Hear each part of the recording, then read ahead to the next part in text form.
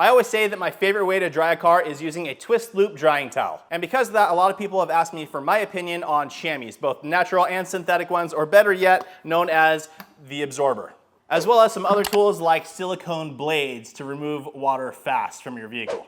And while I don't use these items, that doesn't mean that I have not used them in the past. So in today's video, I'm gonna explain to you why I don't use these items, why you shouldn't, but also if you do use them and you get good results, use them, right? I have no problem with that. I'm just gonna give you some ideas of where to be cautious. So with every wash, you're going to be doing everything you can to minimize marring and scratching on your paintwork, right? You're gonna do pre-washes, you're gonna foam the car, you're gonna use a contact wash with a high lubricating soap, all these things to reduce the possibility of micro marring and scratches. And while tools like the absorber, other synthetic chamois, the blade, do a fantastic job of removing a lot of water fast, there are some downfalls, so let's jump into them. Okay, so right off the bat, I'm washing down my truck, right? This is one of my work trucks, doing my contact wash. I had the car foamed up, contact wash, rinse the whole thing down. Now that it's all wet, I like to usually start off by drying it off using a twist pile, twist loop drying microfiber towel. After that, I usually go in with some type of blower, either a leaf blower or something more dedicated like the MacShine little handheld or Adam's little handheld blowers that actually heat up, to blow out all the areas where the water gets trapped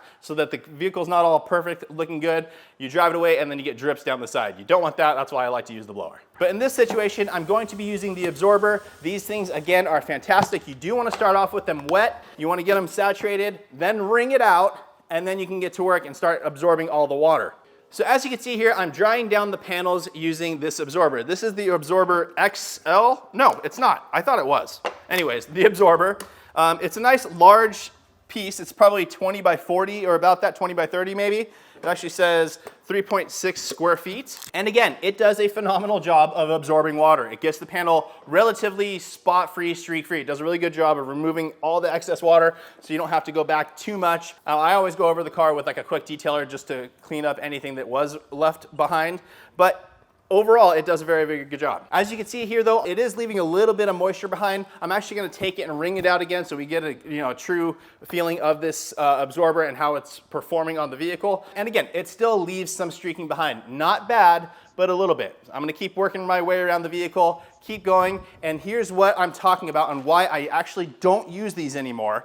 And the reason is, let me get up close to you guys, is that there is no pile to this thing. It's like the surface of a dolphin, essentially, right? It's just smooth. And because of that, if there's any sort of dirt left on the car, there's no microfiber for it to absorb into and catch and protect as you're going across the surface. It's just going to grab that dirt and spread it across. And as you can see here, it's dirty, right? It definitely picked up some dirt. So I did a pretty detailed contact wash on this vehicle, went through every spot I could, and this still happens. And it may be a case of picking up some dirt or leftover stuff from the window trim. It's an older vehicle, it's a 2007, so that can be the case.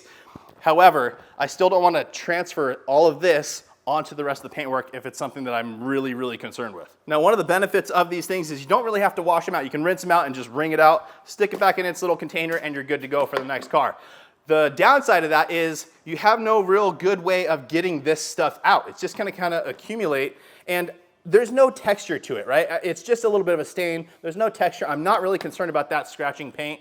But again, this is just going to show that if there is dirt left behind, it's just gonna grab it and pull it across. It's not gonna give it anything to absorb into, like a traditional twist loop type of drying towel, where you have all these nice little twisted fibers, if it'll absorb, there you go, for it to catch dirt and pick up and remove. Now, of course, guys, you wanna make sure when you're doing your contact wash that you're getting all the dirt off before you go in and dry it. However, to be realistic, you're not gonna get everything. A lot of times when you did your whole contact wash, you're rinsing everything off, and a lot of times like where the window gasket is, dirt sits behind there and then it finally kind of bleeds out afterwards as you're rinsing the car off. It's very, very hard to get everything out, especially when you're doing more of a wash type system. If you're doing a complete detail, I get it, you're gonna be claying, polishing, all that kind of good stuff.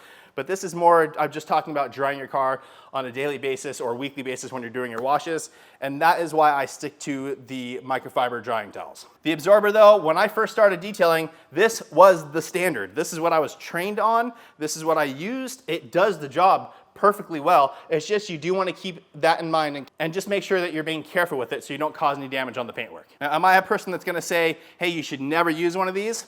Nope, I am not. I am a firm believer if that you have a system that works for you and works very, very well, stick to it. If it's working, why change, right? However, I am also a person that is very, very big on trying out new things. You never know what you're missing out on if you don't try it, so just keep that in mind as well. But if you've been using this one forever, have no problems with it, you get great results, stick to it. They're very, very cost effective. You can get the absorber, and this one wasn't very much, like 15 bucks or something like that. Or you can go with an off brand. They make tons of them now. There's tons of brands that have them. You can get them on Amazon. This was another one, way smaller container, but this one shows 3.5 square feet versus this one was 3.6 or over 3.6.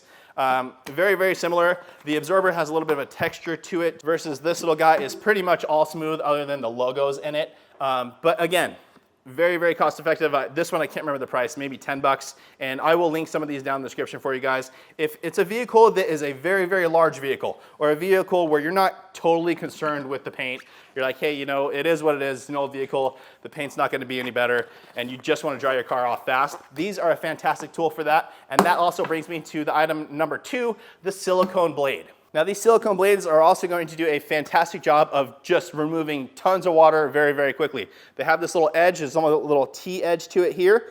And not all of them are like that, but this one specifically is. And you're able to just come across the surface. The blade is very, very, very flexible, so it even contours with the shape of the car. So you're really able to do a lot of work with this thing. The reason I don't use it though, and again, on large vehicles, if you need to get stuff off very, very quickly, this does work very, very well. However, the reason I don't like it is, again, if there's any dirt, that blade's gonna come across it. If a little pebble or any sort of dirt gets stuck in that edge, you're gonna be scraping that all the way across the paintwork. Not ideal, especially when you're working on either a customer's car or your car that is your baby and you don't want to damage the paint. Really quickly, guys, I want to show you this thing in action on the hood of the vehicle. Again, I just re-wet the hood. Take this thing across and it does a phenomenal job of removing all that water very, very quickly. If you're in a situation where you're more worried about water spots than you are about potentially, you know, lightly marring your paint, this thing works. Again, I don't use it, but I want to give you options. These aren't very expensive either. They're very, very easy to use and keep dry. I mean, you don't have to wring this thing out or dry it or anything else. It's just good to go. However, when I use it on the window, you can see it does leave some streaks behind. So just keep that in mind. Again, my favorite is using a twist loop drying towel. In this case, I'm going to be showing you guys the difference. I'm going to use this is the MEGANOUGht from Auto Fiber. It's a basic twist loop drying towel. This one just happens to be huge. It's like 6 feet tall. And I absolutely love this thing. Again, it's huge, but you get very, very used to using it. I was always worried about, especially on smaller vehicles, going across, you don't want the end of it to drag across the floor, then you're picking up dirt and rubbing on the car.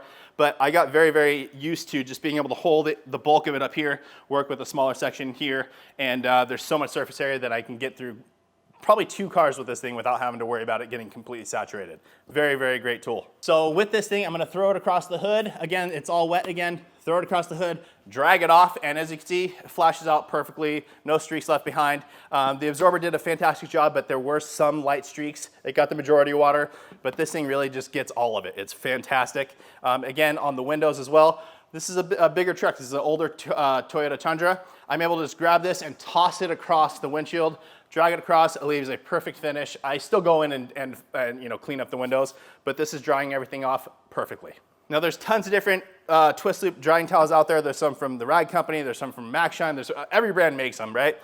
These ones from Auto Fiber I absolutely love, and they have kind of led the way with this one, making it huge. And then they also made one, their traditional DREADNOUGht, which is their smaller size. It's still very, very large, but it's their smaller size compared to this. And on their newest one, I think they call it the DREADNOUGht Max, I believe. I can't remember. I actually offer them on my site, but I can't remember the name, so I apologize. But with that one, they actually sew in a slight layer between these 2 piles on each side so that it gives the towel a little bit, not a lot, but a little bit of structure to it. So as you can see, when I was throwing this across the windshield, it kind of flopped over on itself. Well, with this new layer in between on that DREADNOUGht Max, it stays together easier, so you're able to kind of pull everything off really, really nicely. Adds a tiny bit of weight, but it does help tremendously on keeping the structure of the towel. So for things like that where you're draping it across and pulling, it works amazing. So that's it, guys. I just wanted to give a clear explanation of why I personally do not use these.